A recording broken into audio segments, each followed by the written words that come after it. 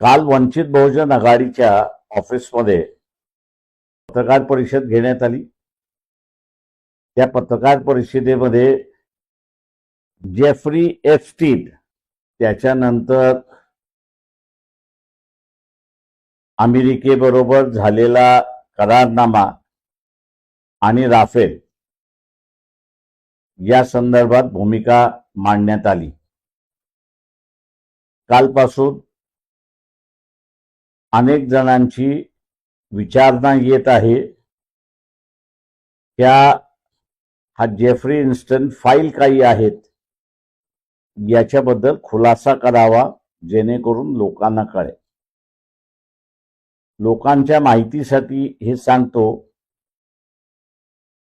की जेफ्री इन्स्टन हा असणारा अमेरिकन नागरिक आहे।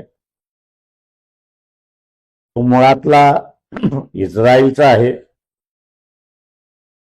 त्याचे अनेक देशांच्या प्रमुखांशी संबंध आहे। गडगंच श्रीमंत आहे। त्याचं स्वतःचं असणारं एक बेट आहे आणि त्या बेटावरती तो श्रीमंत माणसं, राजकारणातली माणसं आणि इतर काही महत्वाची माणसं यांना खुश करत असे आणि खुश करताना लहान वयाच्या मुलं मुली यांनाही तो वापरत असे, अशी परिस्थिती आहे। अत्यंत घाणेरड्या प्रकारचे असणारे व्हिडिओ सुद्धा आता उपलब्ध आहेत। अमेरिकन काँग्रेसने या सगळ्या फाईल्स पब्लिक कराव्यात अशी भूमिका घेतली आणि एप्स्टन फाईल म्हणून आता ते ओळखल्या जातात आहेत आणि टप्प्याटप्प्याने त्यांचं विवरण जे आहे ते लोकांसमोर आणल्या जात आहे। त्या एका फाईलमध्ये पंतप्रधान नरेंद्र मोदी यांच्या नावाने एक मेल लिहिलेली आहे।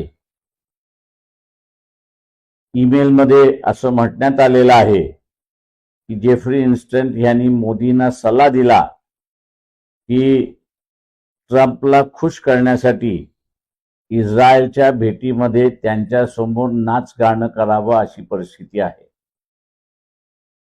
मोदीने ते केलं असं सुद्धा नमूद आहे आणि म्हणून मुद्रा मोदी हा आता मुजरा मोदी झाला, अशी परिस्थिती आहे।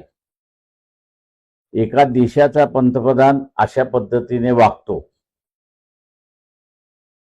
त्या फाईल्समध्ये अजून काय दडलंय याची माहिती नाही, परंतु ज्या पद्धतीने तो लोकांना खुश करत असे त्याच्यात अधिक नरेंद्र मोदी यांच्याबद्दल माहिती आहे का याची शंका यायला लागली आहे।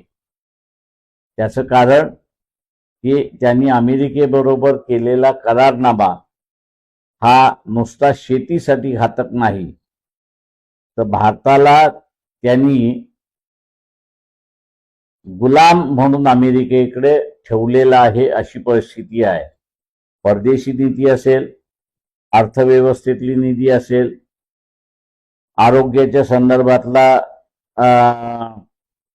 भूमिका असेल, पॉलिसी असेल, या सगळ्या अमेरिका ठरवणार आणि भारत फक्त अंमल करणार, अशी परिस्थिती आहे।